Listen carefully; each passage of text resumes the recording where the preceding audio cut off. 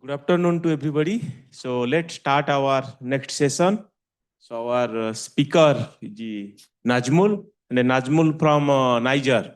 So Najmul is very active and he did a lot of work on heavy quark, heavy quarkonia, thermal field theory. So we requested him to share his experience with the students. So Najmul, please. Okay. Thank you, Sayantan, Santosh, and Nihar for organizing such nice meeting. So after some talks on Quarkonia, I'll discuss some theoretical calculation in a specific situation, the collisional and anisotropic Quark-Gluon Plasma. So let's discuss with some introduction that everybody told in this conference, but I'll go through it once again. So in 1986, by famous work by Matsui and Sachs, they proposed this Quarkonia is suppressed if the QGP medium, thermal medium is formed because the binding energy becomes short range, and because of the color screening, we got the Quarkonia suppression. And this screening that makes the potential short range, and when the screening radius is that is less than the Debye radius, inverse of the Debye radius, and that quarkonium that dissociate. So as the temperature increases, and at high temperature, the most bound quarkonia that dissociate, then when the temperature decreases, the loosely bound quarkonia also dissociate. So we get a sequential suppression in quarkonia. That is one of the striking signature of the QGP. So in this talk, I am going to discuss about some theoretical calculation from hard thermal loop perturbation theory. This morning, Professor Blaise already discussed the details, how this formula actually enters the quarkonium potential. But I'll also go through it. So if I want to calculate, if I want to write down the quarkonia potential for a medium, then that can be obtained by taking the Fourier transformations of real-time Gluon propagator. The tilde here represent on loop the effective resumed Gluon propagator. So in real-time formalism, we have three components of the Gluon propagator: retarded, advanced, Feynman or symmetric propagator. They can be write down in terms of the this time relative to the time of these two points x and y. So these first two terms, if we calculate that in omega tending to zero limit, they are actually purely real, and the imaginary part that appears in the order of omega actually. So if I want to calculate the real part, so we have to just calculate the retarded advanced propagator. You have to take the Fourier transform, and we will get the real potential. And that was done by various people, and I just referred this on. This is not exactly from this paper, but this result was there by Mike around 2008. So from this expression, we can see the Coulombic potential that actually screened. It was 1 by R, that now that becomes e to the power minus MDR by MDR. So that becomes screen. And this part, this Feynman propagator or the symmetric propagator in the real-time formalism, so that actually gives us the imaginary part of the potential that is also finite, that is not zero.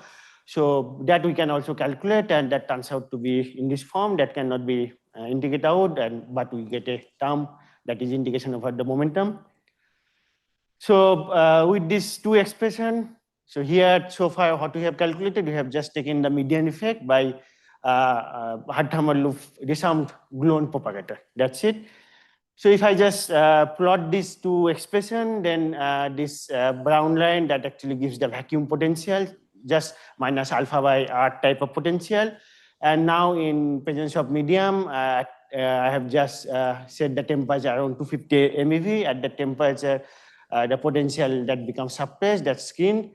And in the meantime, along with the real potential, the imaginary potential also that start from zero, and that actually decreases, and we got the finite non-zero value.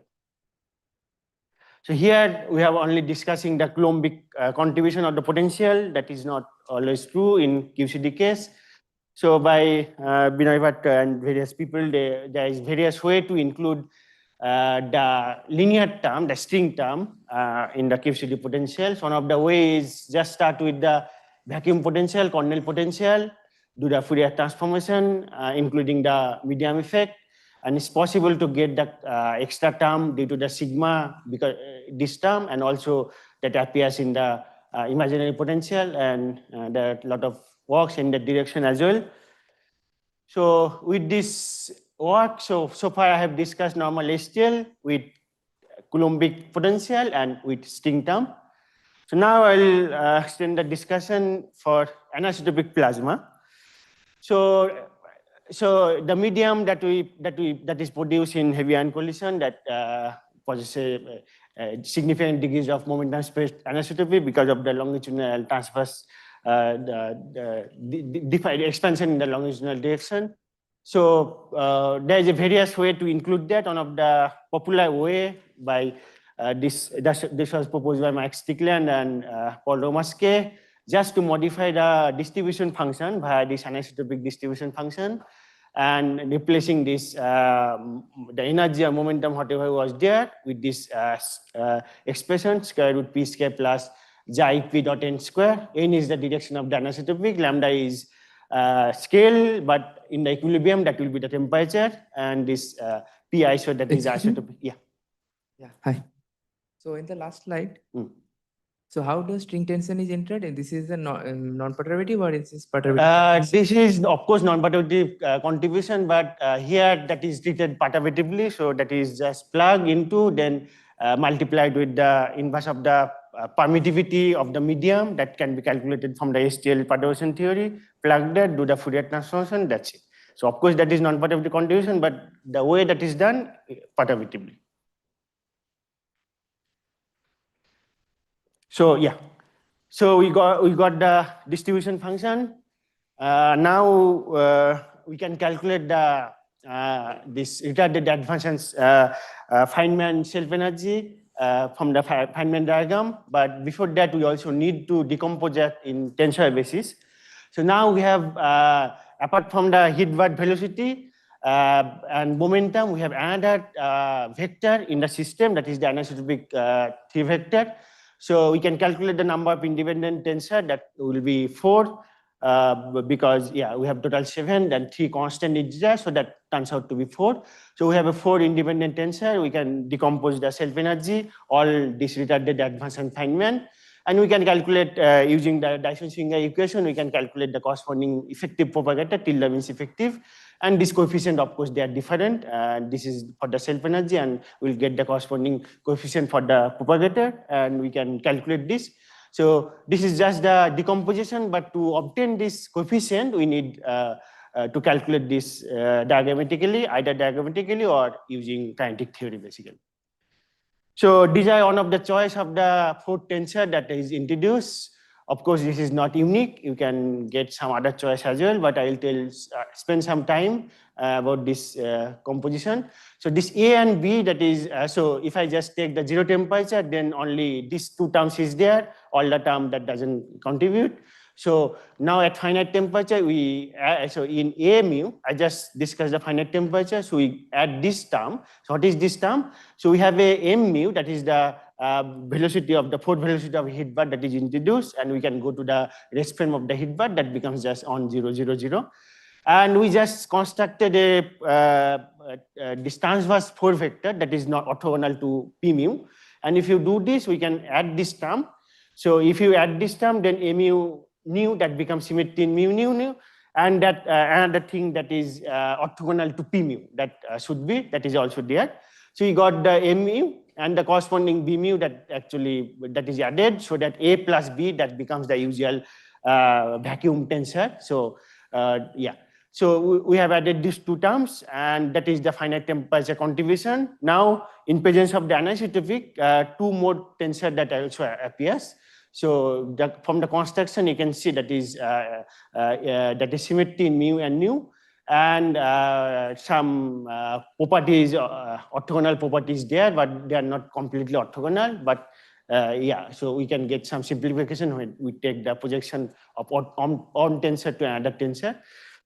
And along with this M mu, we have another direction, the 4 vector that is N nu, that is for the anisotropic, and that is only direction, so 0 component is 0. And we can also define the corresponding n tilde similar to this one, and that actually arises here in this two tensor, C and D.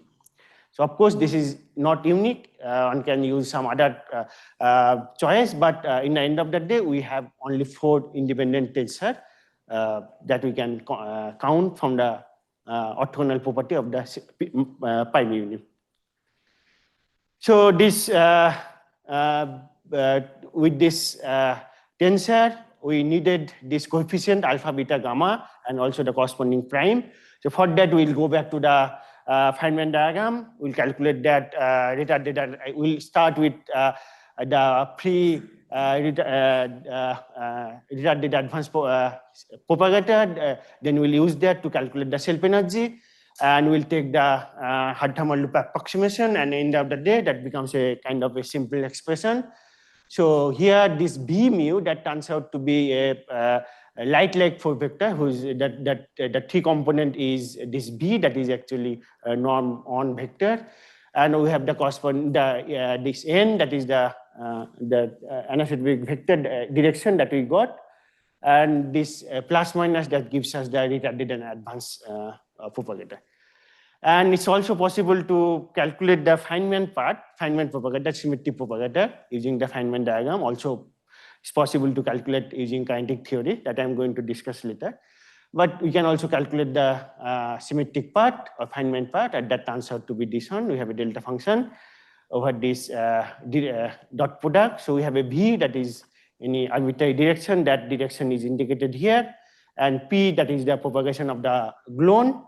And omega is the zeroth component of the gluon for vector, that is the energy, one can say. So one can see here, so what happens in the normal isotropic case, we have the fluctuation distribution theorem. And basically to calculate this quantity, I'd say go back here. So to calculate this imaginary potential or to calculate the dF in isotropic case, one actually doesn't need to calculate this Feynman propagator separately. One can just calculate this retarded advanced part, take the imaginary part, and it's possible to get the Feynman part using fluctuation distribution theorem. But in this expression, whatever the expression that you got, that we can see this anisotropic system, the fluctuation distribution theorem is strictly broken. So we cannot use this expression to get the pi f. So we have to calculate this separately, and that is done here. So that is all for this anisotropic case. So we can use that. We can plug that the self energy, this self energy to calculate the propagator. That propagator will enter here. We can get the real part of the potential. And in the end of the day, we get something like this. So if I go back to the previous expression, also to the expression that Professor Blazer showed today's morning. So this expression is something like 1 by p square plus md square in isotropic case. Okay, so that actually kind of modified with a lot of mass scale because of the various tensor, that is alpha, beta, gamma, delta. So we have various mass scale. So that actually we can get from this 4 scalar that appears in front of the 4 tensors. And that we can actually expand in the small omega limit that we have to take. That is a static limit we are doing this potential. And we got this 4 actually mass scale that actually arise in this expression. And we got this real part of the potential for a system. We have the anisotropic in some n direction. Okay. So this is the real part. Similarly, yeah. So this is the plot that I have just done this morning just to show. So basically, this is the vacuum. So this is only with the Coulombic term. So I have not taken any string term in this plot. So we have this vacuum that is minus alpha by r type of term. Then we have the isotropic term that I have just shown in earlier first few slides. Then if I just turn on the anisotropic in the distribution function by Stickland-Romaski, this formalism, then what happens? We can see the this skinning. So in the isotropic case, is actually much suppressed, but when the anisotropic is turned on and is increasing, the suppression becomes less, and it's going towards the vacuum case. And these 2 plots, that is, we have the dipole alignment, the R, the are vectored between the quark and anti-quark that we can align at some angle. This is done with when they're parallel to the anisotropic, and in this case that is perpendicular. But the difference is kind of nominal, but we can see that actually this part is actually less skinned compared to this one, but the difference is very small. Okay, so this real part is done. We have the propagators. We plug that in the expression. We got the real part of the potential. Now the imaginary part, as I said, it's not possible to calculate that from the using dt. So we needed to calculate that separately. That is done. Then this propagator here that turns out to be this expression. Once again, the isotopic part that was something like md square by p square plus md square whole square, that type of term was there. So that you have seen in morning as well. So that is the Feynman part, the 0,0 component of this propagator. And we have some special function that arise because of the integration, angular integration, and that turns out to be this elliptic function. And now the interesting part is just look into this denominator. So earlier it was just p square plus md square whole square. So now is modified with some non-trivial mass scale.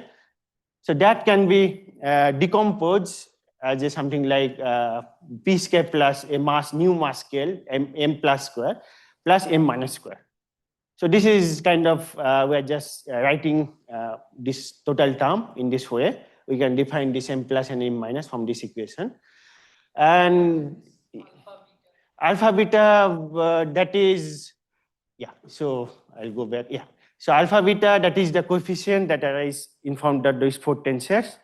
And if I just take omega tending to 0 limit, this mass, the same alpha that turns out to be m alpha square. So that is the mass corresponding to this alpha mode, alpha tensor, whatever the scalar is there in the front of the alpha. Okay, so we have, just to tell you, so in isotopic case, this gamma, this m gamma, m delta that vanishes, and m alpha, m r, they related with the this dpi mass actually. Okay, so we got the two kind of a new mass you can define in terms of the m alpha, m beta, m gamma, m delta. And if you just plot this m plus and m minus, that is this two plot, this brown line and this blue line. And just to compare, I have just added the m alpha mass. I can also add the other one, but just added the m alpha one. So just look into the upper one and lower one. So this one is the m alpha masses that actually increasing. So what is this theta? Theta is the angle of the anisotropic direction with the gluon momentum. So gluon momentum is not integrated yet, so that will be integrated in this equation. So gluon momentum direction still there in this expression. So that is there. So that is the anisotropic direction and the angle between the anisotropic direction and gluon propagation. So with that direction, with xi equal to 10, I have plotted this. And if I just plot this 2 mass scale, then m plus there is no problem, but this m minus that actually is decreasing after some angle, is at some angle that is 0 and it becomes negative. And that's a problem. And that problem is we get a second order pole in this equation. And that is a problem, that is a singularity, that pinch singularity that arises in this expression. And it's not possible to evaluate imaginary potential in general, with general expression of xi. But people have done that by expanding at small anisotropic, but for general anisotropic, that is not possible because of the second order pole that arise in the propagator. Okay, so this because of this second order, so the second order pole in the previous this Feynman propagator, the imaginary part of the potential contains a pinch singularity, and that is related to the Weibull singularity that was identified by Mike, Ian Go, and other people. So this existence of this instability, so that is the singularity is kind of related with this instability, that makes the difficult to calculate the potential and also some lead time dynamics of the system. Yeah. Stability is always help stabilize the yeah, I have added this slide after the discussion with you. So let me discuss this. So what happens in anisotropic momentum distribution that we have just seen that causes this kinetic instability that we are discussing. So how that we'll discuss.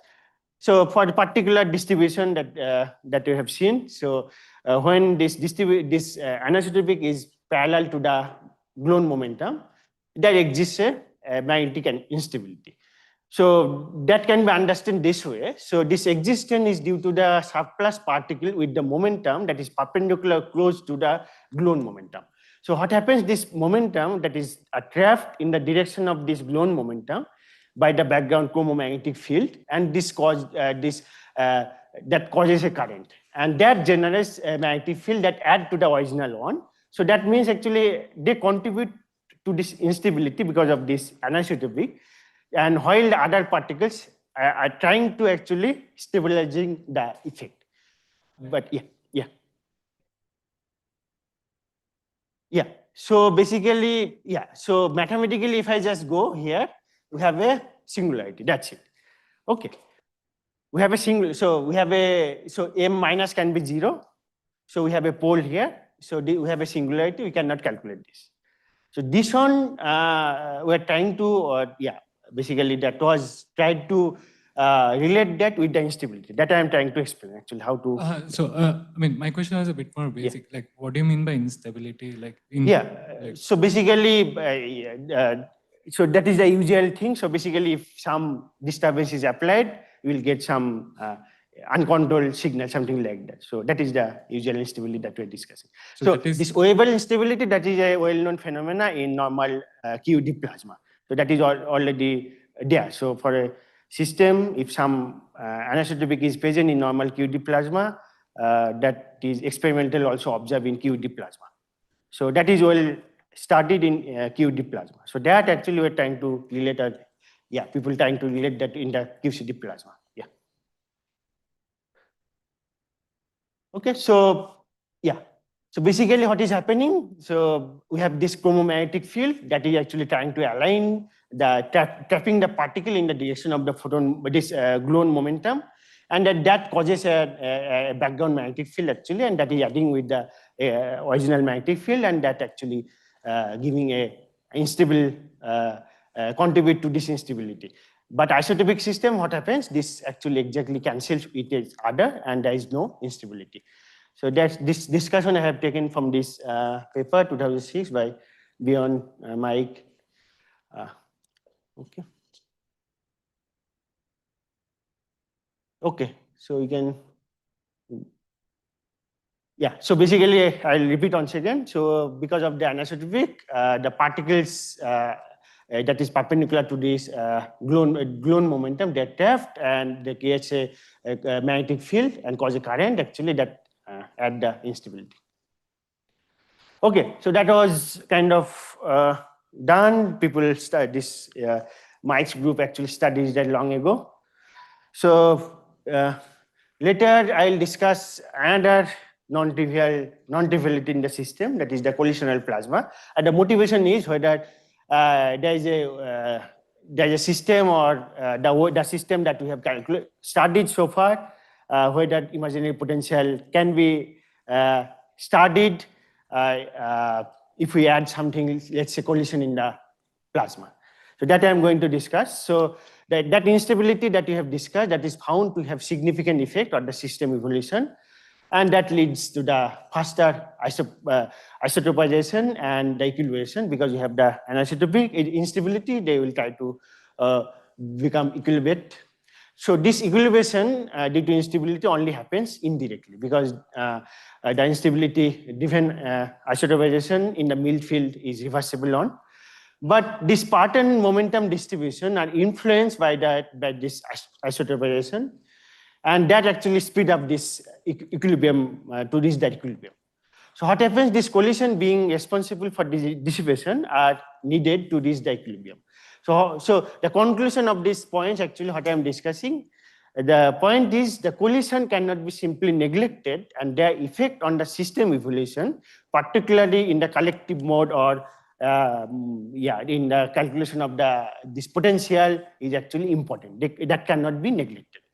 Okay, so next I am going to discuss if you include the collision among the constituted particle, and if they have some finite lifetime, finite frequency, then what happens to the Quarkonia potential that I am going to discuss. So this point, the conclusion is the last one. The collision among the constituent particles that cannot be neglected. The effect in the system evolution is actually important. So let's discuss how we are including this collision and how that is going to change.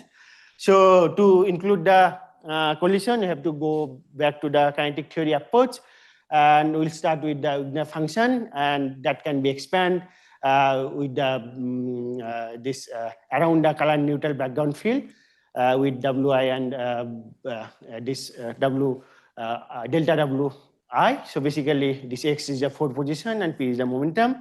So we can get the linearized kinetic equation using the distribution function, non-equivalent distribution function, that is Fa. So sorry. So in the weak coupling limit that we're going to take, so this field tensor, so we'll only consider these first two terms. So basically that will be kind of abelian theory because we will neglect this one in the end of the day. So with this linearized kinetic theory, so we'll put this collision kernel from the VGK type collision kernel, and we can calculate in terms of the Wigner function, we calculate the distribution function and also the fluctuation of the distribution function delta F. And for the quark, anti-quark, and for the gluon, so we have three type of field in the system, and we can calculate this collision kernel by plugging into this Fa from this equation. This n is the number density, basically that appears from the integration over F. So we have this collision kernel. We'll plug this in the kinetic equation. We'll solve this for delta F. We'll calculate the this induced current. We'll get the self energy. So that's the plan. So solving delta F from this equation by plugging this kernel to the kinetic equation, and we can get the Fourier transformation that actually leads to this induced current. Okay, the J mu. So that can be obtained. It's a very long, and there is also some here. So I just cut it. So yeah, so we got a expression that is of the induced current. So you can just look into the first expression, what is happening. So this induced current, we can just calculate this delta F for the gluon, delta F for quark, minus delta F for anti-quark, and this color factor and flavor factor that is added. So this delta F and delta F Q, delta F Z, that is calculated from the this kinetic equation that is plugged here, and we got this induced current.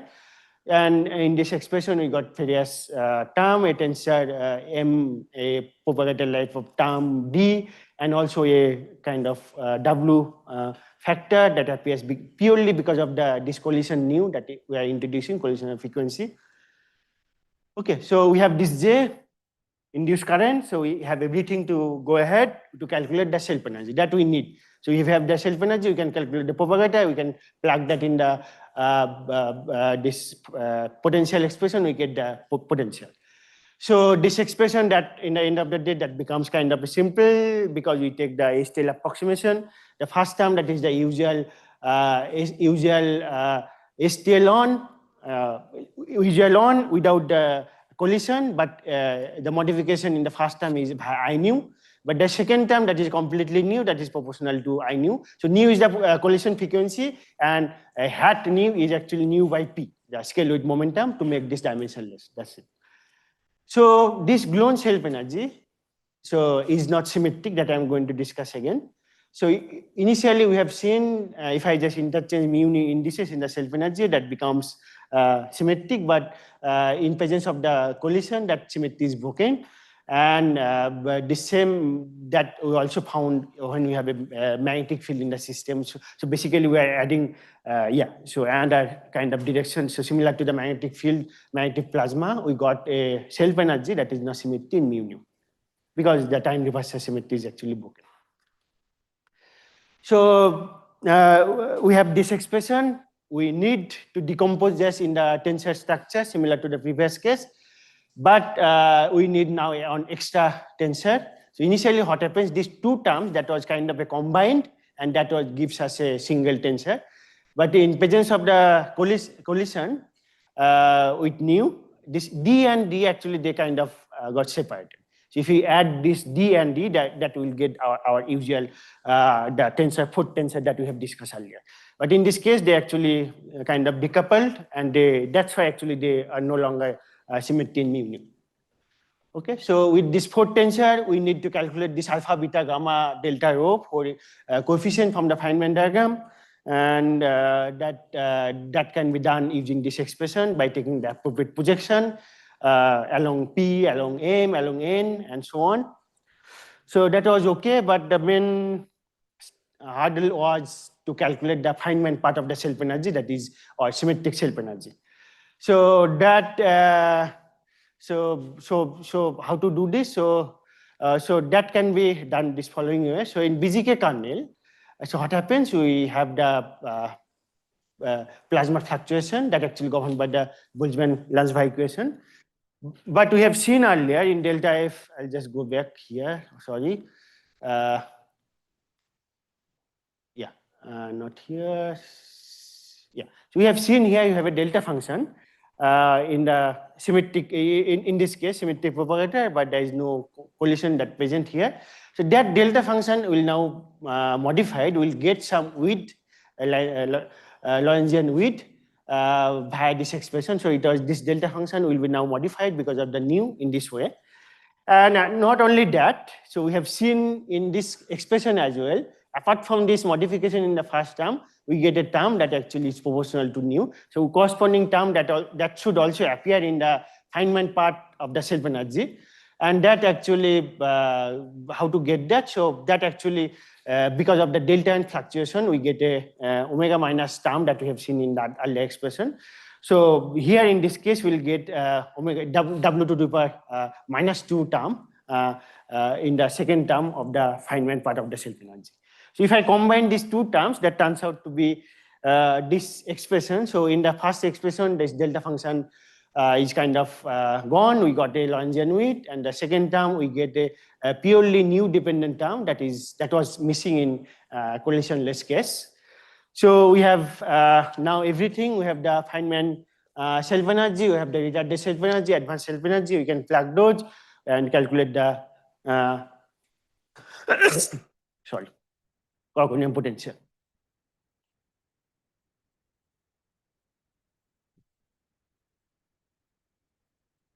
But to get the propagator from the self energy, it's in real-time formulation that's not so trivial. So we get a bit lengthy process. How to get that? So basically, we need both the retarded on, advanced on, and the Feynman self energy that we have calculated. So we plug this together. That will give us the Feynman propagator. So I repeat what I am trying to do here. So I have this pi-f expression. I have the propagator, retarded propagator. I have an advanced propagator. Using those expressions, I'm trying to calculate the Feynman propagator part. Okay, the 0,0 component. So we can plug this, and we can show this term exactly actually cancel with this term. Second, the only term that actually survived, that is dr pi f dA. Okay. So that can be so this is kind of a three tensor projection, so that we can calculate, we can get in the end of the day the terms that is Br prime, that prime that appears we have seen earlier in the propagator part, Bf that appears in the self energy, and Ba prime that is also propagator. So we got the product of this 3 beta, and we also got product of the delta, and alpha plus gamma, something like that. So in the end of the day, to get the propagator, Feynman propagator, we need to calculate this beta r, beta A, and also the corresponding alpha, gamma, delta. So by calculating these three, we get the delta F, we plug that and get the potential. And that is kind of done, and that is not yet completed. So we are struggling with this beta F and this term in the static limit, how they will behave. But yeah, we have taken some approximation so far. This is not final. So instead of beta F, alpha F, gamma F, if I just take the usual collisionless limit, then we expect something like this, and I'll discuss this plot. So we have seen earlier, at any value of xi, the potential, the imaginary part of potential is not defined, that we cannot calculate. There is a pinch singularity that can be related with the instability. But the point of this whole discussion was to include the collision among the constituted particle. If that is not neglected, if that is not neglected, we should get a region that may change actually in future. So we get a region in which the imaginary part of the potential will be well defined. So this region that will be ill-defined, this region we cannot get because so we get some this region of J and nu in which this potential will be ill-defined. But when the collision frequency is larger than some value, this imaginary potential will be well defined, and actually we can calculate. So once again, this is incomplete. This may change, but the conclusion, in our opinion, that should be unchanged. So I'll conclude whatever I have discussed so far. So we have started with normal STL gluon propagator. We have calculated the Quarkonia potential, real and imaginary part, and that using the STL gluon propagator, we have done that. We discussed that. We also discussed how to add the string term, sigma term. So in usual symmetric case, the fluctuation distribution theorem can be applied. The imaginary part of the self-energy can be obtained using the retardated adverse horn. And for the anisotropic system, this FDT is broken. We cannot do that. So we have to calculate either from the kinetic theory or from Feynman diagram, the Feynman part of the self-energy. But when we turn on the anisotropic, the imaginary potential is ill-defined, and we have a singularity. But taking into account the effect of collision among the constituent particle with a particular collision kernel, Vatnagal kernel, that gives a region in which the imaginary potential is well defined, that can be calculated. So yeah, that was all from my side. Thank you, Najmul.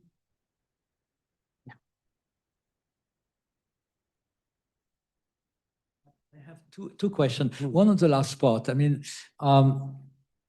why did you go to kinetic theory to treat the collision? Just practically more efficient, or because you see, what if I understand correctly, what you're doing is calculating the correction to the Fermion loop. Yeah. Okay, and you do that in a QED. In a QED. We don't know how to do this diagrammatically. So I'll well, the calculation is just you addressing the propagators inside the but by self-energy correction. You knew how to include that in the propagator. Otherwise, this collision kernel. Yeah.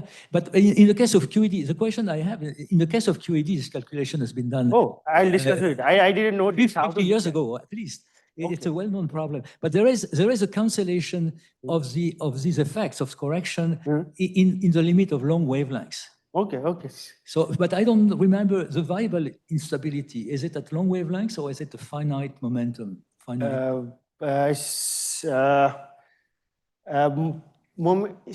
Okay, I'll go to that plot and let me discuss. Yeah. So here, that is, moment. So, so here, moment. So I'm just plotting here this one. So P, that for any momentum that can happen. So this term that becomes 0. So that's the point.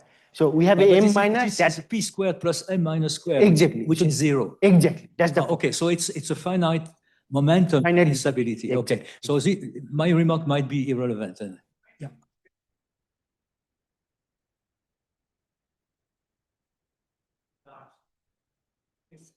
Like 0. But that will be finite. Otherwise, you will not get this out. Finite, but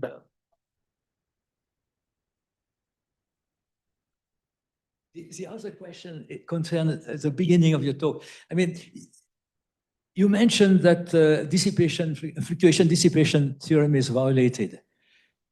And that's surprising. No. No. Okay, so can you comment? It's surprising to me, but but I don't understand what's the origin of the violation.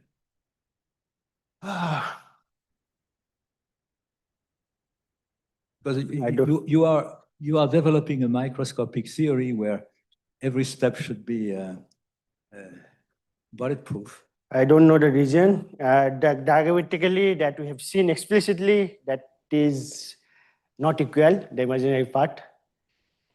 And no, I don't know the reason. Manas, any idea? Non-equilibrium, this FDT is extended. So in non-equilibrium, we have the fluctuation distribution. So that's not a problem. The problem is with anisotropic. So in non-equilibrium, this what distribution function you use there? We have a distribution function that will go to the equilibrium in equilibrium case, but we have some non-equilibrium distribution.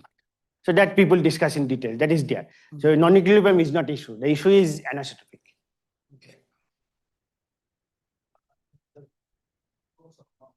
Yeah, some sense, yes. Yeah. Any other question?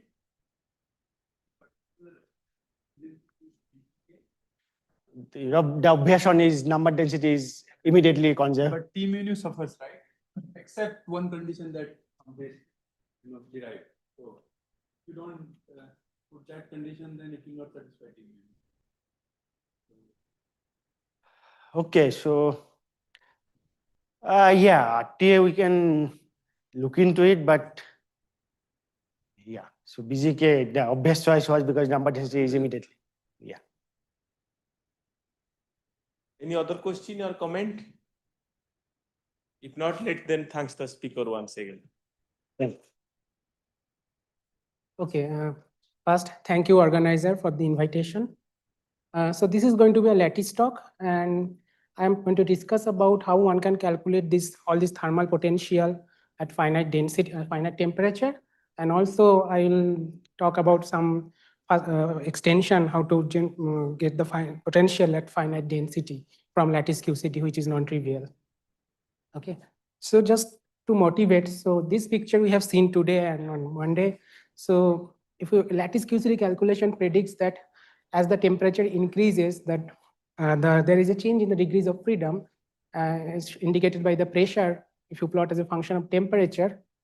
And below, so there is a rapid change somewhere around TC, which is called 150, which is around 156 MeV.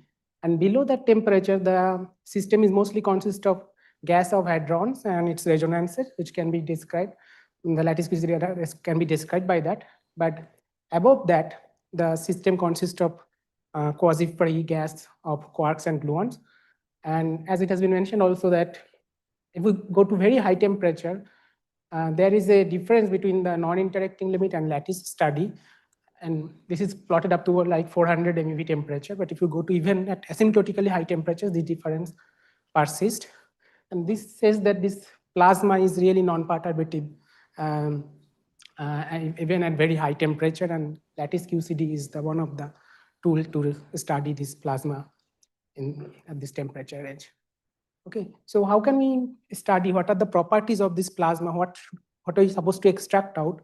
So, for example, something has to change. If there is a plasma, and if there is no plasma, something has to change in the properties of the medium.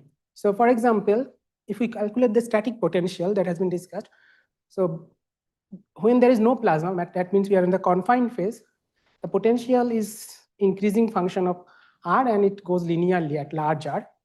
And this is the Cornell potential, and there is a string term in it. Once we go to above TC, this potential gets screened. And if there is a bound state, some hadron or Quarkonia state is supported by this confined potential, may not get support anymore in the finite temperature potential.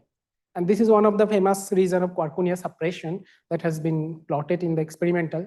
So where these red points are from the what one would get from expect from PP collision, but this blue line is from what is happening in the lead-lead collision in CMS. And we see there is a clear suppression from the expectation of proton-proton collision to lead-lead collision, and which shows that there is a suppression and in medium effect on the Quarkonia. Not only that, we also see this sequential suppression, this higher excited state. This is first one is 1s, then 2s and 3s. They get also suppressed.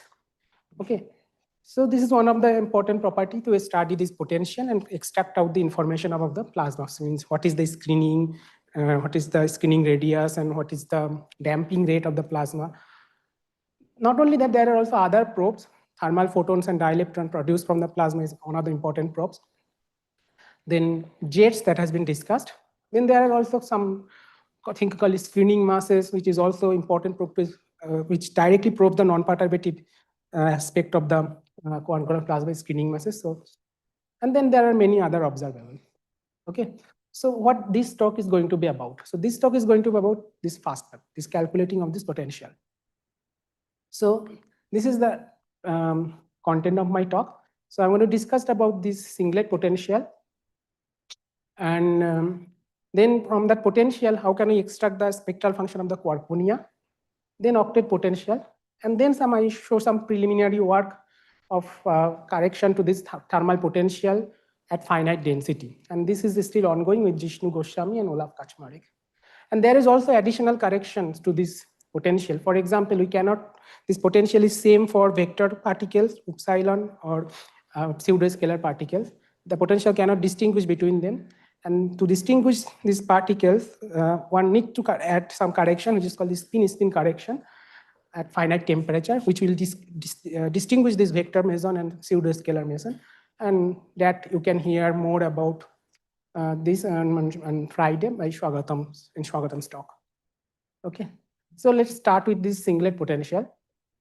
So first, we need a correlation function. So think of, we have a quark and anti-quark pair separated by a distance r prime, and then you propagate it in time, and then annihilate this pair. So what is the energy that gains that gives you the potential energy between them? So to formally define, so we have an eigenstate of QCD, gauge invariant eigenstate of QCD n, let's say. Then I create this, I act on this eigenstate by an operator O, which is this separation, which describes the separation between quark and anti-quark pair at r prime distance. Then I propagate it up to time t, and then annihilate in that same eigenstate. And then I take the thermal average over this eigenstate to get the what is called the thermal forward correlation function. Okay.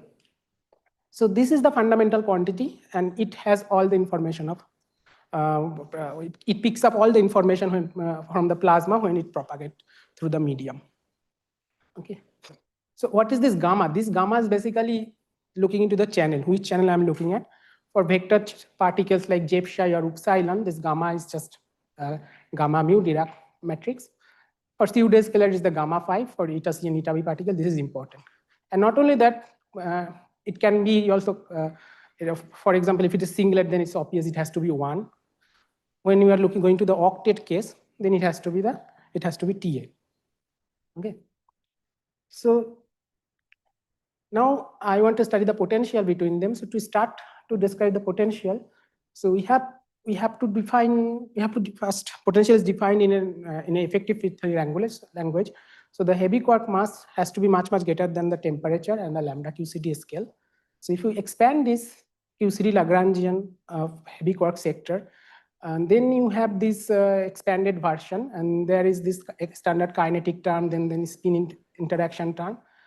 And here theta is the quark field, then this phi is the anti-quark field. So in this framework, in this expanded version of this Lagrangian, if we want to look into the propagation, that propagation amplitude that I defined here, then what it should look like. So first, I'm going to the static limit. So m is infinite. So none of this 1 by m part will go away. So only this first term will contribute, I d0 minus m. In that limit, it can be shown that there is a factor e to the power minus 2i mt. This is expected. This comes from these two quark mass. So if there is no interaction, they just propagate with the total mass 2m. So that is this phase factor. And then there is something extra on top of it that is called a Wilson loop. So the Wilson loop is drawn here. So we have a quark anti-quark pair separated by a distance r. And because they are static, they cannot move into the space. So they just propagate into the time. And after that, sometime they get annihilated. Okay. So if we calculate this Wilson loop, then I have the access to the correlation function in the infinite quark mass limit, and from that I can extract the potential. Note that this t is the real time. Okay. So what is supposed to look like if it has to be a potential like thing? So from standard quantum mechanics, we would expect that at large temperature, at t equal to infinite temperature, when t tends to infinity, long time limit, it should go like some exponential of minus VRT, and this quantity in the exponential VR is the potential, right? So that is the standard thing. So this is what we would expect. Then if we reverse this equation, and then I can define the definition of the potential as this limit t tends to infinity value of this quantity. So again, I mentioned that this thing is defined in the real time. Now we have to extract this quantity on the lattice, and there is a problem.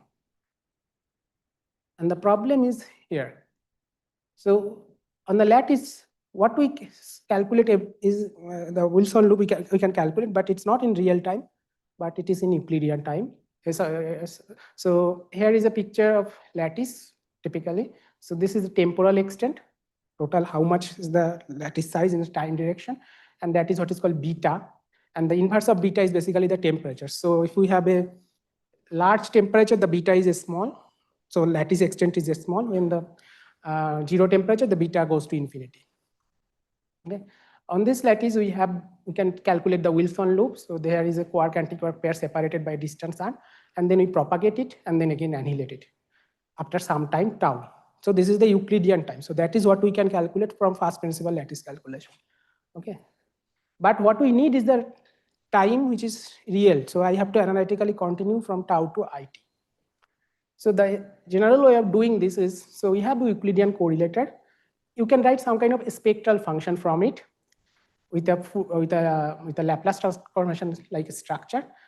So in principle, you have from this Euclidean measurement lattice QCD data, you have to extract this spectral function in principle. And once we have that spectral function, then you can just do a Fourier transformation to get the real-time correlation function that is required for the potential calculation.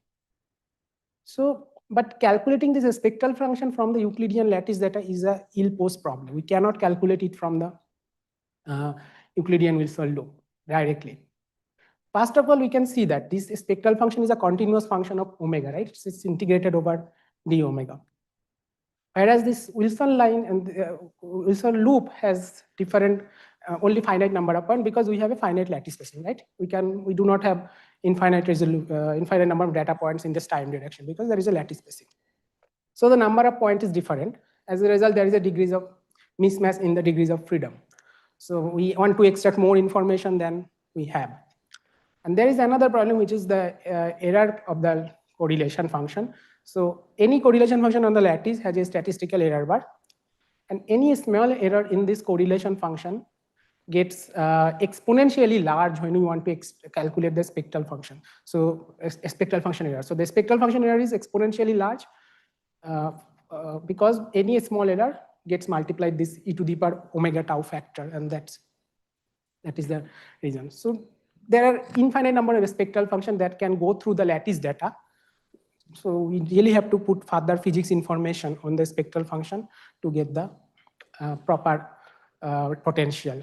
Okay. So in one line summary, so when you have tried to do the analytic continuation tau from IT, so you have to do the analytic continuation, it's a dangerous problem unless you put more physics information into it. Okay. So I will tell you what physics information I have used to extract this potential. And as I mentioned here, it often comes from perturbative QCD and effective field theory approach. Okay. So let's try to understand the analytic structure of the Euclidean Wilson loop. So at zero temperature, it's from very fast principle. We know that in Euclidean time, this goes like e to the power minus v tau. Okay, it is at zero temperature because you can just imagine this correlator is this Wilson loop is a correlation function of source and sink, and you insert a complete set of state, and at last time the lowest state survive. So from that you can extract the potential. And how can I see in the lattice? So we can calculate something called effective mass, which is the ratio of this Wilson loop at 2 consecutive time slices. And if we plot this as a function of tau, if the pure exponential behavior dominates, then we should expect a plateau because you can just plug this thing into here and you can see it should be a constant. And this is real lattice QCD data. And you see that as you go to tau, after some time, there is some plateau kind of structure reached. And so in this region, this pure exponential behavior dominates, and you can extract out the potential from this plateau region. Okay, so this is quite trivial, right? The analysis is just exponential minus v tau, and you can just do the analytic continuation, and you can see that this potential exists trivially. At finite temperature, this is complicated. First of all, if we do the same plot at finite temperature here, this is 110 MeV, but it is 220 MeV, it's in the deconfined phase. You see there is no plateau at all. Okay, so how can I extract a potential from there? Because earlier there was a plateau, we can extract. Now there is no plateau, we cannot extract. So we have to first identify what is the reason of this, what is the reason that there is no plateau at all. And the reason can be traced back to the case, if we look into the leading order perturbative calculation. So this is the diagram that today also discussed. And if we use this diagram and calculate this potential, then you see that this potential is not purely real, it's a complex quantity. There is a real part which gives you the screening in the medium of the potential, and there is imaginary part which is the Landau damping that one can get by cutting this one loop self energy of the gluon. Okay, so existence of this imaginary part can be traced back to the fact that there is no plateau. Okay, so then in this plot there is some information about the both real and imaginary part, but we have to extract it properly by identifying the proper Euclidean time structure of the Wilson loop. It's not pure exponential, it has to be something else. So how can I get idea about this analytic structure? Again, we look into the leading order result of this correlator in Euclidean time. So we have this Wilson loop of, and if we just look into the leading order result, then it has a proportionality factor with tau, and there is a periodic part in the potential.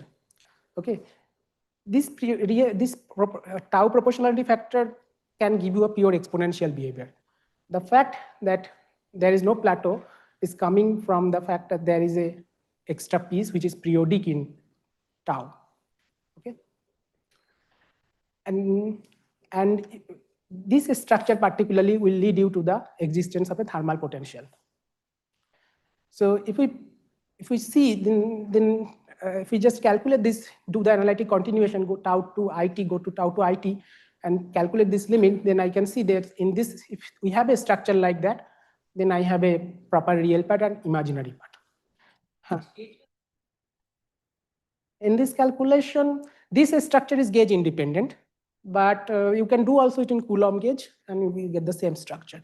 Only in the Coulomb gauge, only the longitudinal part of the gluon propagation will appear, but in general, in Wilson loop, you don't need to. We can do it, but it's at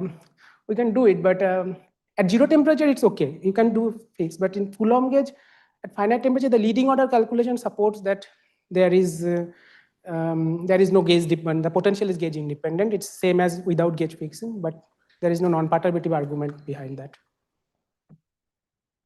Okay, so this is particular structure in leading order suggests that there is a potential. But having this structure in leading order doesn't mean that this structure will hold in lattice QCD data. But if we plot this quantity, this ratio at tau and beta minus tau, then what happens?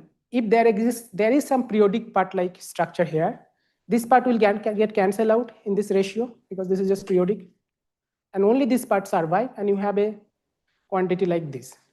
And again, from this ratio, you can extract a quantity A at tau, which is like effective mass version at finite temperature.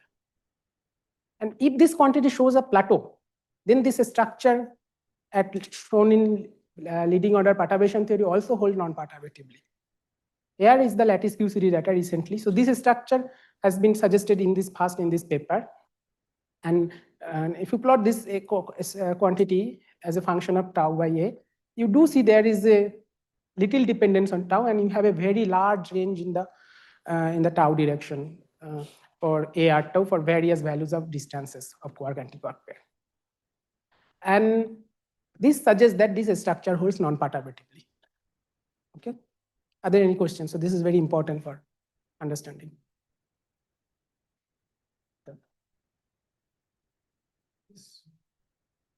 So here for the R by A 24, the low tau by A region, the fluctuations are purely statistical, or there can be other sources? A small R by A is so the purple, the upper on this one. yeah. So below, I think it's purely statistical. it's just the sampling statistics. It's just only sample statistics. Okay. Yes. If there would have been a structure, you do not see this oscillation, right? You could see a constant trend of going down or up.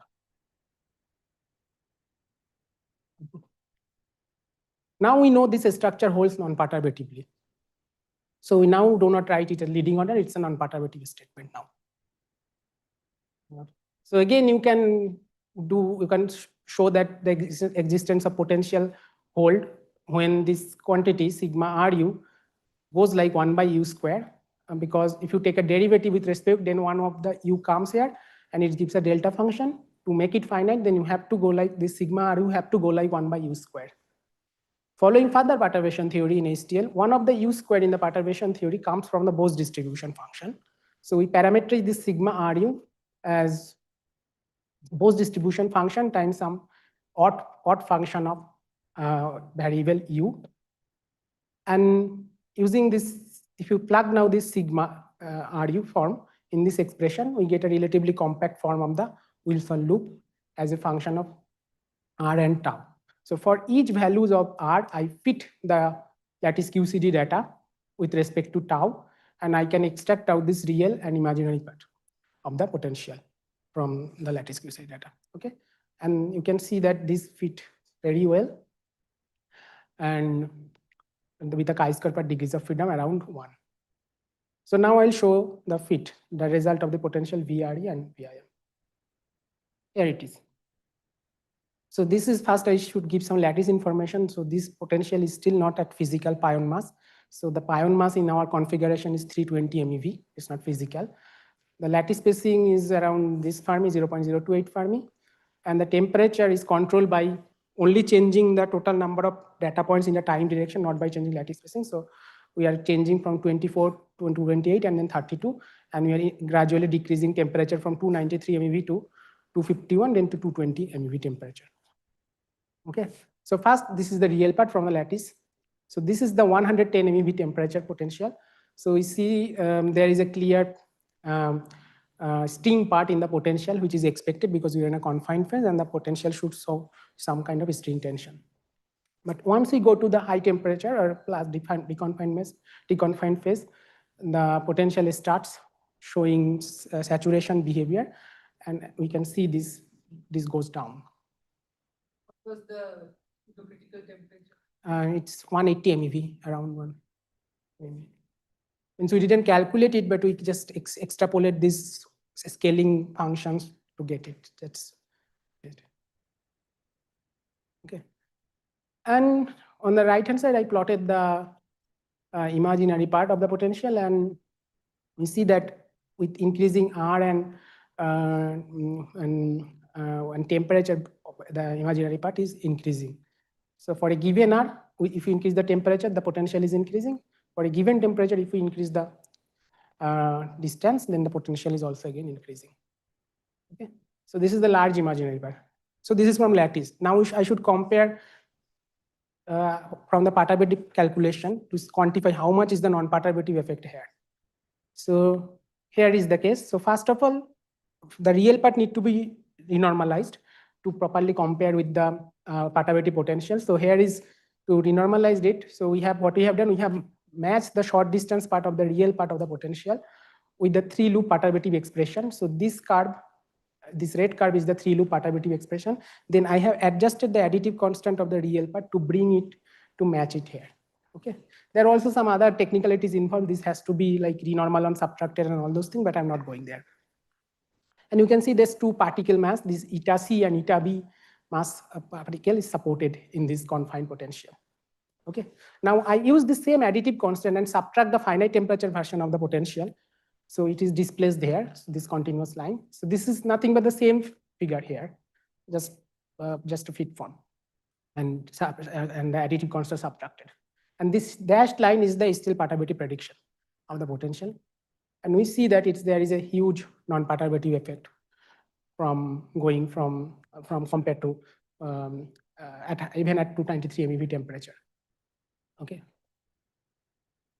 Again, here there is the imaginary part of the potential is plotted. This is the lattice, and we see this is the perturbative prediction. So it's a huge difference. So in non-perturbative, we suggest that there will be more damping to the Quarkonia bound states.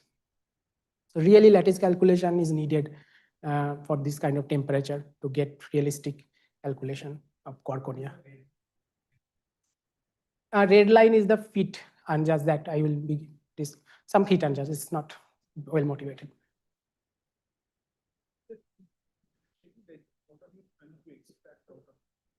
Which fit? Like the red lines which show in the So this is because now we have the potential, right, from the lattice data. Now I want to extract some information about the Quarkonia. So for that, I need to solve a Schrodinger equation, and there I need a parameterization of the potential. So there I will. So this is not just some functional fit which makes your chi-square per NDF lowest. It's a sort of the Schrodinger's equation functional form you're getting from there, which no. Potential has different art dependence. Then I have to plug that potential into a Schrodinger equation. Right. Now I cannot just put the lattice data into that into the Schrodinger equation. I need a parameterization, a continuous function to solve it. And about the top plot, I had a question. Apart from those error bars from, say, sampling statistics, etc., can there be other sources of systematics which you may need to put on these lines? At this moment, I don't want to put any systematic on this. So here there are some error bar. I just put here the central value of it. Right. But on the real part, there is nothing. No more error can come. No systematic. No, I mean it's theoretically it's exact. According to this prediction that this goes, this prediction, this plateau holds, this structure holds, it's exact. Okay. But imaginary part, there might be some source of error bar because there is some dotted term there that I ignored. So there might be some source.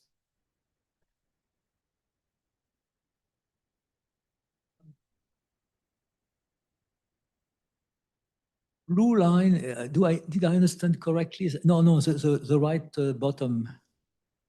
Yes, the imaginary. Yeah. Yes, the blue line, which is below. There is a blue dash line. What is that? Perturbative result? This is perturbative. Which kind of coupling constant do you use there? It is the coupling constant determined at the scale of pi t.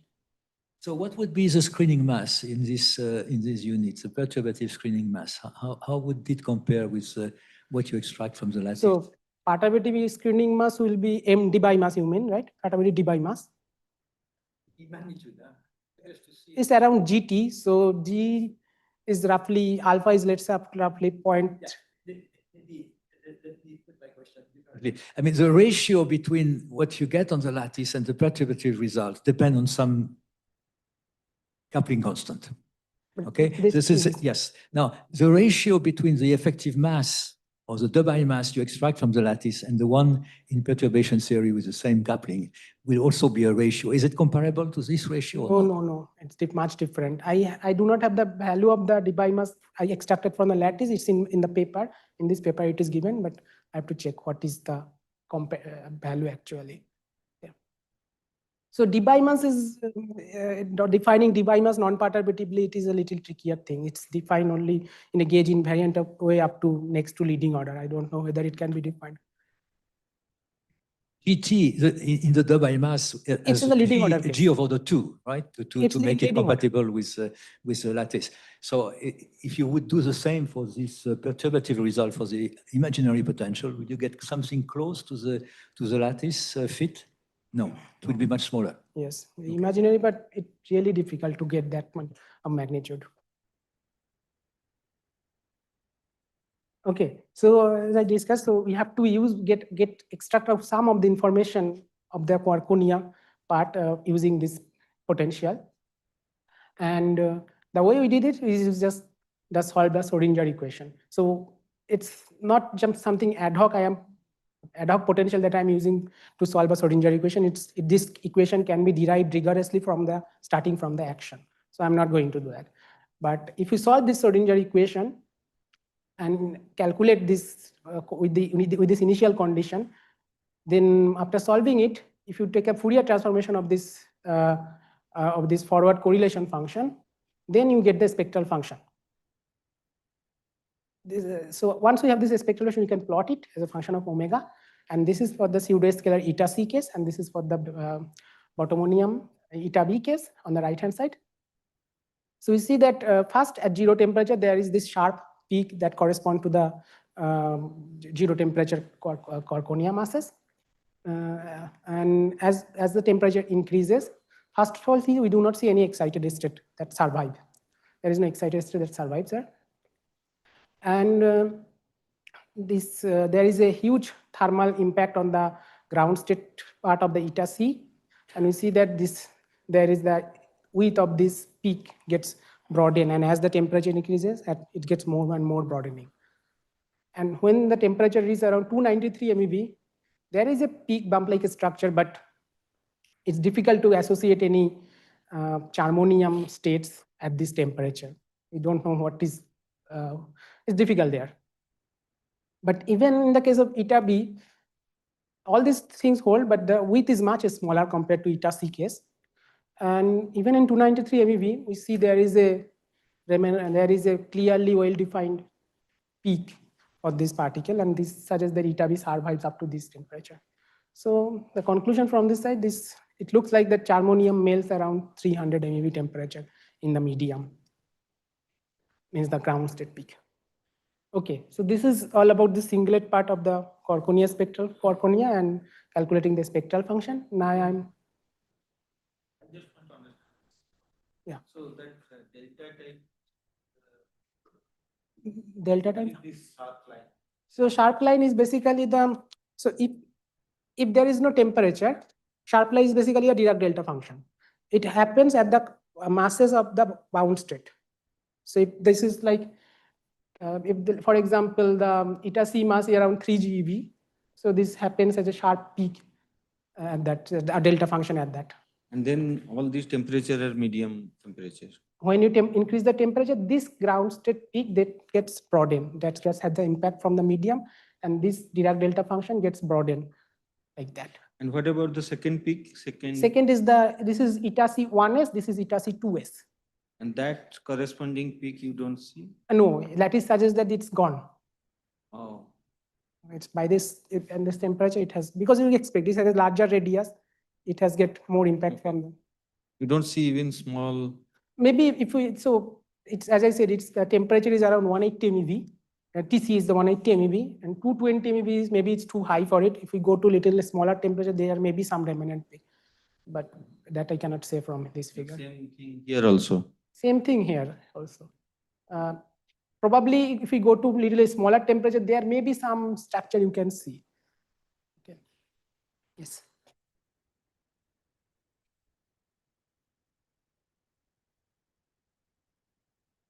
How literally should we take these temperature numbers? Are they absolutely calibrated? You have a physical pion mass. I mean, is this a completely physical calculation? And so 300, you really mean 300 MeV, or is this only for some approximation to be improved as the pion mass gets more physical? Okay, so some improvement will be there. So we are currently trying to do it on the physical pion mass. What is your current pion mass? It's 320 MeV. 320? Yeah. So rather large. Rather large, but if you go to very high temperature or this charmonium physics, pion mass is pretty low actually. Charmonium, the scale is around, let's say, a few GeVs, right? Charmonium and bottomonium. So the pion mass is rather very low here. So the unphysical pion mass isn't important for this number? Or? Maybe for this physics, it won't change much if we go to physical. If we write in terms of T by T, then, Yeah, then it should not matter. So if we scale these temperatures in units of T by Tc, so here Tc is 180 MeV, And as he was mentioning, the medium effects comes mainly in the T by Tc scaling. So if you divide 220 by 180, it will be like around 1.2 Tc around. So if you want to go to physical pion mass, this will correspond to a temperature 180 MeV.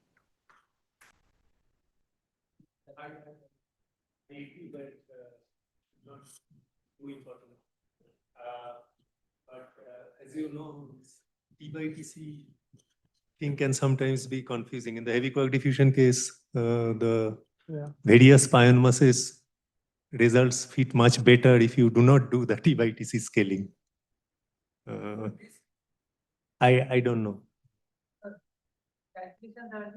It could be similar physics, no? I mean, the gluons at 300 MeV, since it's mostly gluon-driven physics, maybe the absolute temperature matters more. I don't know. There can be logarithmic corrections, right? So that can come. Can I ask? Took some questions simultaneously. Okay. Yeah, I would like to come back on the way you adjust the real part of the potential. This one? Yes. Yes. To define the binding energy, we need to compare the energy of a pair of QQ bar inside the potential with the asymptotic. Exactly, but okay, and that doesn't concern so much the interior of the potential, but the region where the force stops to act, which is when the potential becomes flat.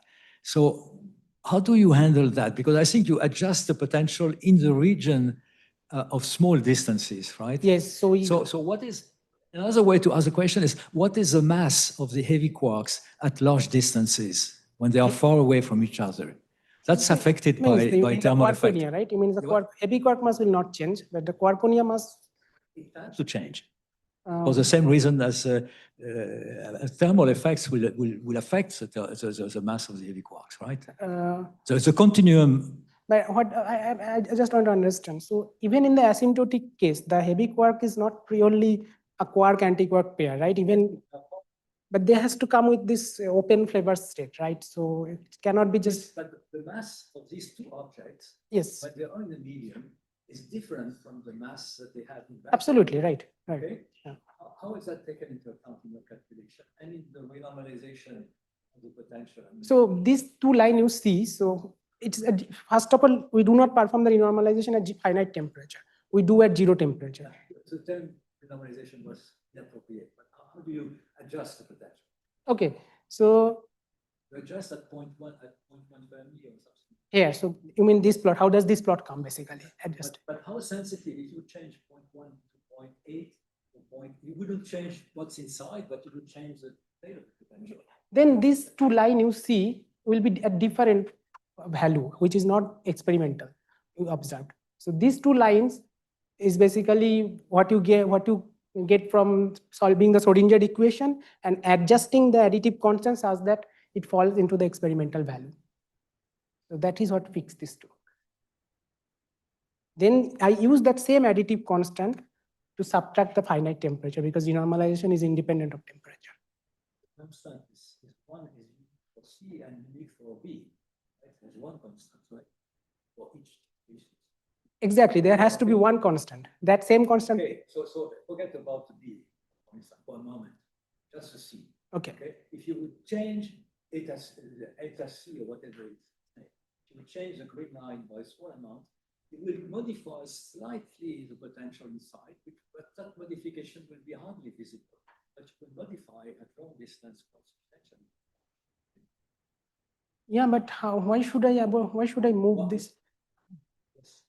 I'm not sure I understood, but why do I want to move this line? Because it's fixed.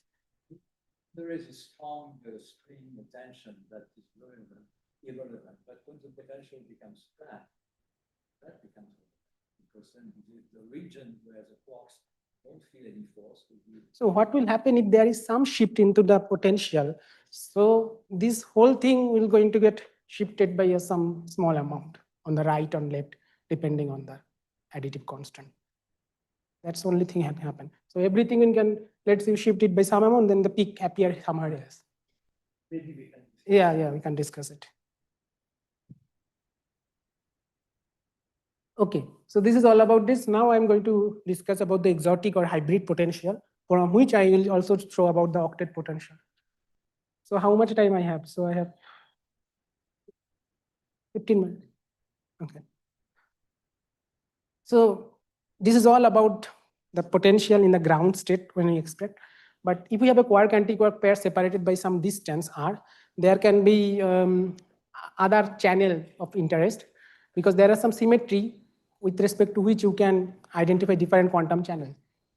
For example, when the quark-antiquark is separated by distance r, you have some rotational symmetry, and therefore you have some conserved quantum number L, angular momentum with respect to the separation axis. It is 0, 1, 2, like that quantized. Then you have some symmetry with respect to charge conjugation and parity. And then you can have some symmetry with respect to the inversion with respect to a plane. So these are the three symmetries that can be used. So all the quantum state with respect to these symmetries are orthogonal. So the way we create this quantum state, we have this quark-antiquark pair again separated by distance r, and then we attach some operator h to project into particular quantum state. By choosing h, we can get different quantum state. Okay. When h is equal to 1, then we have the standard Cornell potential. And then when we choose some h equal to some chromomagnetic field jet component, then it projects to this sigma u minus component, so sigma is 0, and u means this minus, so CP symmetry is giving a minus sign, and u, and again here, similar thing. Similarly, we get project to pi u when we have bx plus iby. Okay. So this potential has been studied at 0 temperature. So this is what is shown here. So we see that below at 0 temperature, so at some small distance, we have some repulsive part in the potential. And at long distances, we have this, we have a string tension like a structure, because ultimately total state is gauge invariant and it has to be confined. So there is a string part, and we have plotted these two potential. Here I have also compared this potential with the singlet potential and starting from other lattices. Now notice that the fact that it tends to degenerate at short distance. It looks like they're coming from the same potential. And this is not accidental. And if you calculate this potential, in leading order, what you get is an octet potential, g squared by 6, 1 by 6 times g squared by pi, 4 pi r. So at short distance, this potential receives contribution purely from octet channel. Okay. So this is our motive. So this is our strategy to study the octet potential. So we study this potential at finite temperature also, and extract out the part which is independent of the chosen operator, and that gives the information of the octet potential. Okay. So this is at 0 temperature, and now we go to the finite temperature. So this is the 0 temperature potential again, and at finite temperature again we see that there is a no attractive part, and as we increase the temperature, the screening became more and more dominant. Here for the BZ channel and here for the B plus channel, similar story holds here. I can also compare. Yeah, here when we go to higher temperature, yeah, right side, the lines become parallel for different choices of DC, right? Yes. Yeah. So the difference in this potential, how does it depend on the microscopic theory? Like, so this is purely temperature dependent. So this difference is because purely MD is controlling the difference. Right. So is there an analytic understanding of the size of the gap, which in the large RTC limit? So it is the MD dependence of the how does MD depends on temperature that decides this gap. So MD goes like GT. Okay. So MD is like, if we consider one loop diagram, it has a G square and T square. Mm-hmm. So it just goes like GT. Mm-hmm. So that difference, so G times T, that decide this gap. Basically. But if it's proportional to T, shouldn't this gap increase when you go to larger T? There is a G also. So that goes as 1 by T. Yeah, GT, there is a G also. So G times T is that quantity T independent? No, and there is some dependence. It might be smaller, but there are some dependence. Okay. I mean, by just naked eye, it seems the difference is sort of constant. So that's why I was asking. Means constant means between two temperatures? Yeah. No, this difference is larger, this difference is a little smaller. And what I was asking, let's say for a pair, if you compute the difference, that difference seems to be independent of R times TC. It becomes flat with R. Yeah. So what's the physics of that? I'm sorry, I'm not getting the question. So let's take any pair of line there. So let's say I take this line and this line, Right. okay? So their difference, as you move towards right, becomes constant. The delta, the difference of this. Yes, it should become constant, yes. Yeah, so I was trying to understand what is the theoretical understanding of it, because you were telling this difference should be proportional to GT. So what I am telling is that, so if you have a potential, maybe I can write, can you see something here? You can see?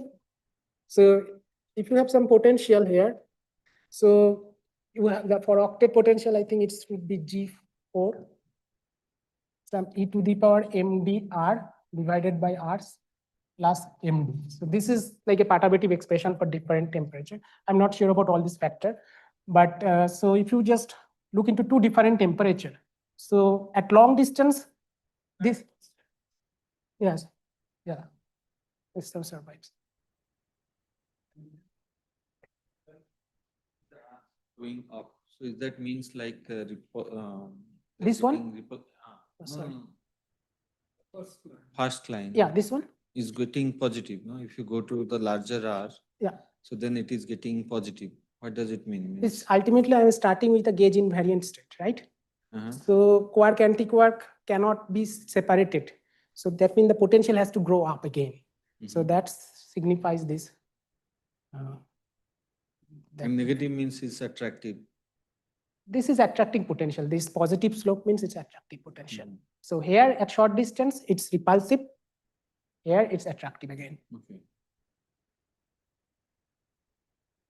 Okay. Now I compare with this singlet potential. Here this, again you see this singlet and octet are, okay, first two things I should mention here. No, here. Okay, so first two thing I wanted to say that below TC, only at short distances, these different quantum number channels, Bz and B plus are identical. Above TC, they are identical at all distances that we have studied in the real part case. Okay, so that means for the real part, we can say that the potential above TC is entirely coming from the octet channel. And not only that,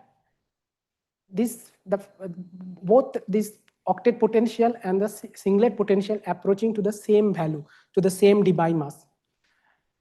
And this suggests there is a strong evidence of color screening in the medium, non-perturbative color screening in the medium. Okay, this is for the Cohen's QCD, and this is a preliminary result of full QCD. The more dramatic effect is in the imaginary part. So this is the singlet imaginary part. It should go to 0 at short distance because of this color transparency that was mentioned. But for the case of this hybrid one or this octet one, they go to a finite value. And this signifies that they have a color charge even at short distance. And that is the color octet part. So it's getting damped there. So this is finite. Okay, so this is another. Okay, this is all about the octet potential. Now can I get 5 minutes or 5? Yes. We another. Okay. Yes, please. Okay. Okay.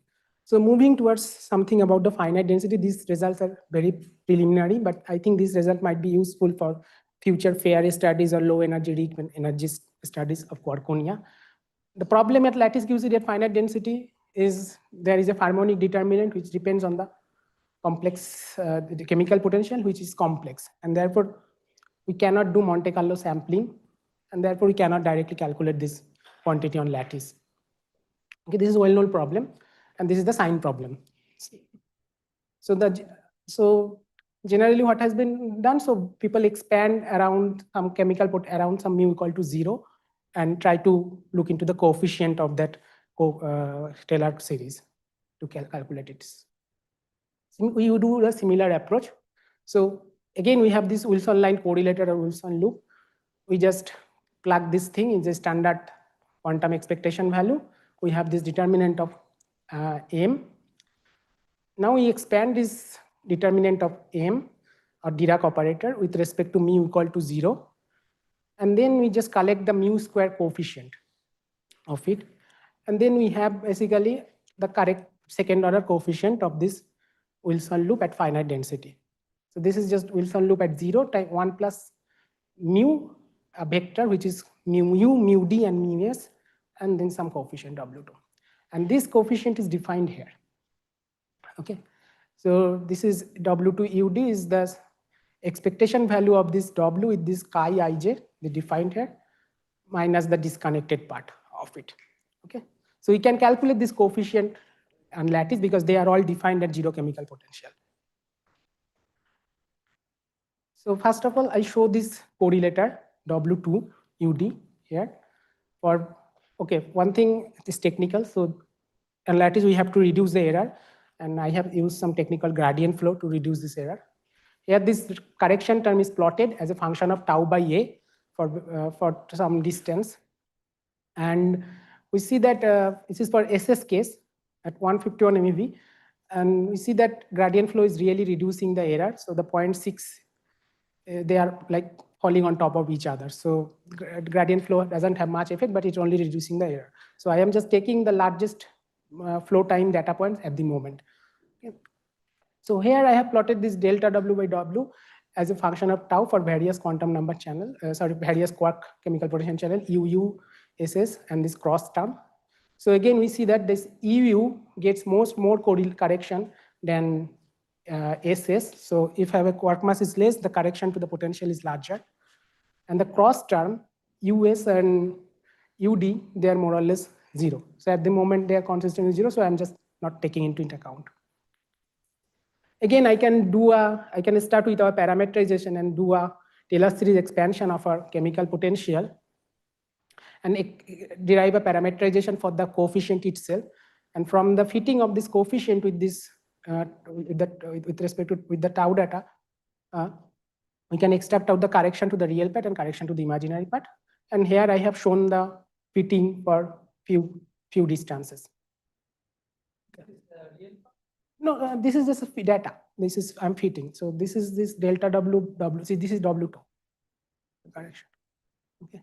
Now, if from the fit, if I find the real part, and this is the imaginary part, and this is the UU correction, potential correction to the potential due to the U chemical potential, and then this is S. So we see that the correction is more compared to for UU case compared to the SS case, and it's also negative. So it suggests that there is more screening in presence of chemical potential. So it's like almost 50 to 60 MeV shift. Sorry, not 50. There is a half here. So there is a half here. So it's like 30 to 40 MeV shift due to the finite chemical potential into the compared to the 0 chemical potential case. And there is again the rising imaginary part, and UU cause more imaginary part than SS. Okay. Now I can just change the basis because in experimentally these are more interesting BQS basis with this chemical potential transformation, and I look into the various quantum channel, and again I see that in the QQ sector the screening is much stronger compared to the baryon sector, and similarly that is damping is much larger for the QQ sector compared to the baryon sector. And this is the static potential. This is the potential without any chemical potential. So to get the total chemical total potential at finite density, we have to add these two things. Okay. So there is a lot of correction to the potential due to finite density, and there can be a lot of effect due to that on the Quarkonia at finite density and low energy beam energy scan runs. Okay, so this is my summary. So I have talked about in medium modification of thermal potential from lattice. We see there are strong non-perturbative effects. We also see that there is a large thermal decay of the charmonium, and charmonium melts around 300 MeV temperature. And I have also shown fast calculation of second order Taylor expansion of the potential at finite density, which shows significant modification at finite density. Okay, so one line summary, lattice result shows that color screening is an intrinsic property of Quark-Gluon plasma that cannot be changed. Okay, thank you. Thank you, Vijayendra. Any question?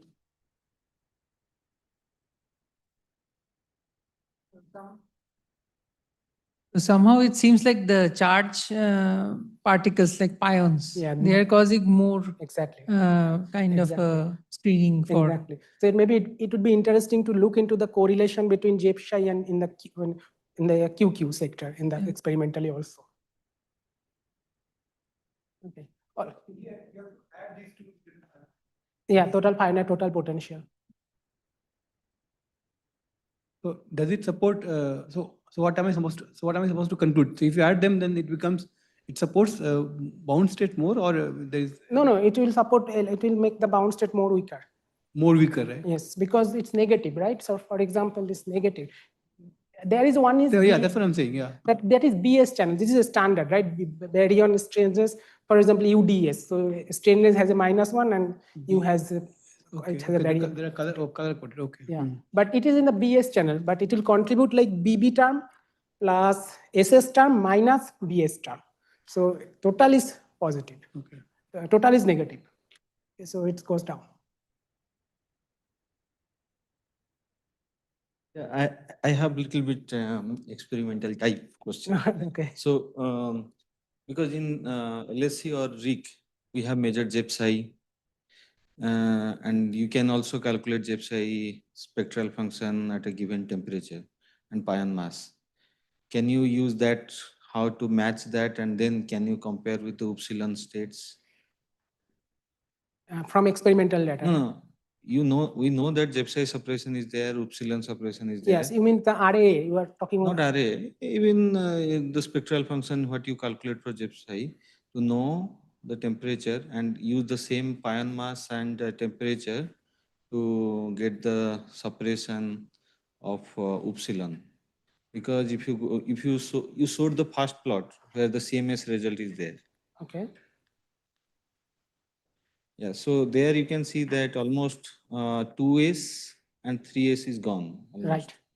So, but in 2s you can see small peak. Yes. Yes. But if you think like in a spectral function, similar thing, what exact temperature and pion mass you can see similar level of, can we do that type of comparison?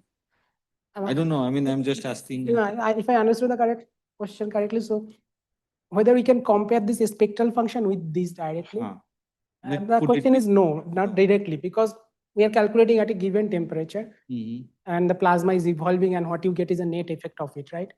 So to get correct thing, I think we have to convolute this spectral function and calculate the spectral function at various temperature and get a net effect out of it.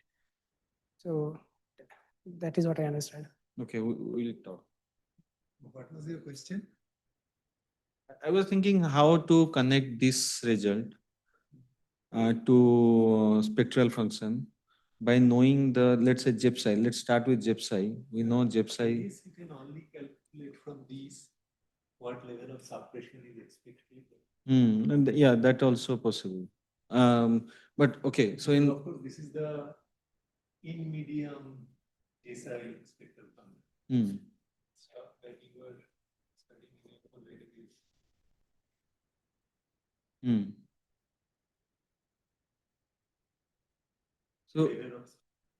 So in spectral function, can somebody define like a array type? No. No. No.